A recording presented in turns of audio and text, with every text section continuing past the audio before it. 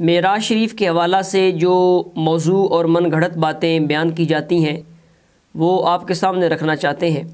یہ بہت ساری روایات ہیں، ان میں سے چند روایات آپ کے سامنے پیش کرتا ہوں۔ سب سے پہلی روایت ہے روایت نالین۔ بہت سارے واعظین اس کو بیان کرتے ہیں کہ حضور علیہ الصلوۃ والسلام عرش الہی پر نالین سمیت تشریف لے گئے اور وہاں پر آپ نے نالین مبارک اتارنا چاہے تو آواز آئی کہ آپ نالین سمیت اوپر تشریف لے آئیں۔ اس طرح کی باتیں واعظین بیان کرتے ہیں۔ تو اس روایت کو متعدد علماء نے موضوع لکھا، جن میں الآثار المرفوعہ فی الاخبار الموضوعہ ہے، شرح زرقانی ہے، اور اسی طرح اعلیٰ حضرت علیہ رحمہ نے احکام شریعت میں بھی اس کو موضوع لکھا۔ میں احکام شریعت سے سوال اور جواب آپ کے سامنے رکھتا ہوں۔ صفحہ نمبر 159 پر اعلیٰ حضرت سے سوال پوچھا گیا کہ حضور اقدس صلی اللہ تعالیٰ علیہ وآلہ وسلم کا شب معراج عرش الہی پر نالین مبارک تشریف لے جانا صحیح ہے یا نہیں؟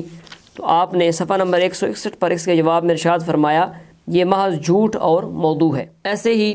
دوسری روایت ہے کہ معراج کی رات رسول اللہ صلی اللہ تعالیٰ علیہ وآلہ وسلم جس وقت بارگاہ الہی کے قریب پہنچے تو ندائی قف فإن ربک یصلی، اے محمد صلی اللہ تعالیٰ علیہ وآلہ وسلم آپ ٹھہریں، آپ کا رب آپ پہ درود شریف بھیج رہا ہے۔ تو اس کے متعلق بھی اسن المطالب میں شیخ محمد درویش نے لکھا کہ یہ روایت باطل ہے۔ اسی طرح تیسری روایت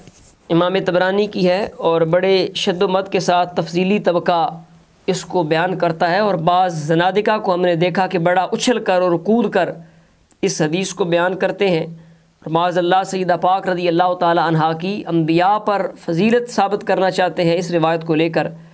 تو وہ روایت آپ کے سامنے رکھتا ہوں کہ حضور علیہ الصلوۃ والسلام نے فرمایا معراج کی رات جس وقت میں نے آسمانوں کی سیر کی، میں جنت میں داخل ہوا تو وہاں میں نے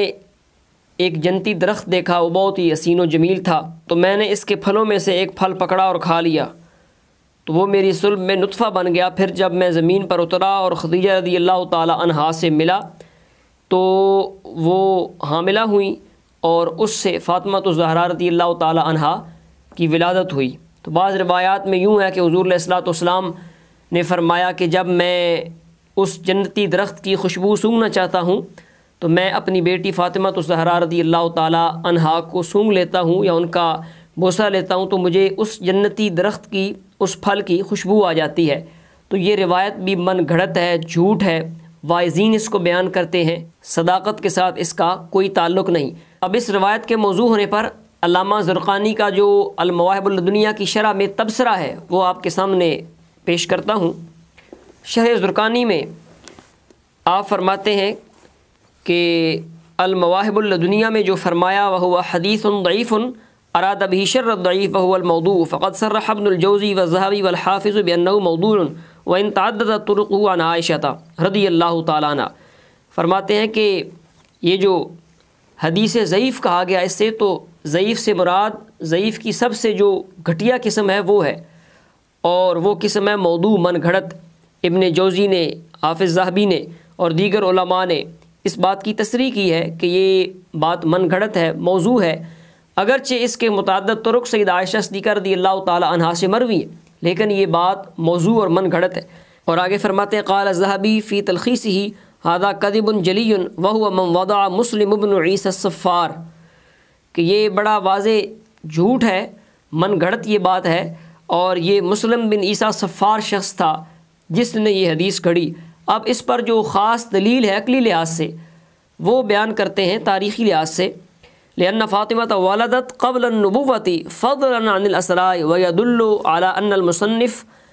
أراد بالضعف الوضع۔ فرماتے ہیں کہ سیدہ فاطمہ الزہرا رضی اللہ تعالی عنہا کی ولادت تو اعلان نبوت سے پہلے ہو چکی تھی، چہ جائے کہ یہ کہا جائے کہ آپ کی ولادت واقعہ معراج کے بعد ہوئی، یعنی یہ اتنا بڑا جھوٹ ہے کہ تاریخ سے جو بندہ تھوڑی بہت بھی واقفیت رکھتا ہے، مس رکھتا ہے، اس پر یہ بات عیاں ہوگی کہ سیدہ فاطمہ الزہرا رضی اللہ تعالی عنہا تو واقعہ معراج تو کجا اعلان نبوت سے بھی پہلے پیدا ہو چکی تھی، لہٰذا یہ بات بھی بالکل من گھڑت ہے اور صداقت کے ساتھ اس کا کوئی تعلق نہیں۔ ایسے ہی ایک اور بات جو واقعہ معراج کے حوالہ سے بیان کی جاتی ہے، اعلیٰ حضرت علیہ رحمہ نے احکام شریعت میں اس کو بیان کیا، وہ بات یہ ہے صفحہ نمبر 158 پر یہ سوال پوچھا گیا کہ رسول اللہ صلی اللہ تعالیٰ علیہ وآلہ وسلم نے شب معراج براق پر سوار ہوتے وقت اللہ تعالیٰ سے وعدہ لے لیا کہ روز قیامت جب کہ سب لوگ اپنی اپنی قبروں سے اٹھیں گے، ہر ایک مسلمان کی قبر پر اسی طرح ایک ایک براق بھیجوں گا جیسا کہ آج آپ کے واسطے بھیجا گیا ہے۔ یہ مضمون صحیح ہے یا نہیں؟ کیونکہ معارج النبوت سے لوگ اس بات کو بیان کرتے ہیں، اور اگلے سوال میں اس کتاب کے متعلق بھی پوچھا گیا تو اعلیٰ حضرت علیہ رحمہ اس روایت کے متعلق فرماتے ہیں بے اصل ہے، کوئی اس کی اصل نہیں۔ لکھنے والے سنی واعظ تھے اور کتاب میں رتب و یابس سب کچھ، یعنی صحیح باتیں اور موضوع باتیں دونوں طرح کی اس کتاب میں موجود ہیں، تو یہ روایت من گھڑت ہے۔ ایسے ہی اسی احکام شریعت میں اعلیٰ سے پوچھا گیا کہ بیان کیا جاتا ہے شب معراج رسول اللہ صلی اللہ تعالیٰ علیہ وآلہ وسلم کو آپ کے والدین رضی اللہ تعالیٰ عنہما کا عذاب دکھایا گیا، اور ارشاد باری ہوا کہ اے حبیب یا ماں باپ کو بخشوا لے یا امت کو۔ آپ نے ماں باپ کو چھوڑا، امت اختیار کی۔ سوال یہ پوچھا گیا کہ یہ بات صحیح ہے یا نہیں، تو اعلیٰ حضرت علیہ رحمہ نے صفحہ نمبر 161 پر اس کا جواب ارشاد فرمایا محض جھوٹ افطرا ہے اور کذب و بہتان ہے، اللہ اور رسول پر افطرا کرنے والا فلاح نہیں پاتا، جل وعلا وصلی اللہ علیہ وآلہ وسلم۔ ایسے ہی ایک روایت بیان کی جاتی ہے کہ معراج کی رات رسول اللہ صلی اللہ تعالیٰ علیہ وآلہ وسلم کے جسم مبارک سے گلاب کا پھول پیدا ہوا آپ کے مبارک پسینے سے۔ تو روایت کے الفاظ کچھ یوں ہیں من اراد ان یشم رائحتی فلیشم الورد الاحمر، جو بندہ میری خوشبو سونگھنا چاہتا ہے وہ گلاب کے پھول کو سونگھ لے۔ اور اس طرح کی روایات کو لے کر ہی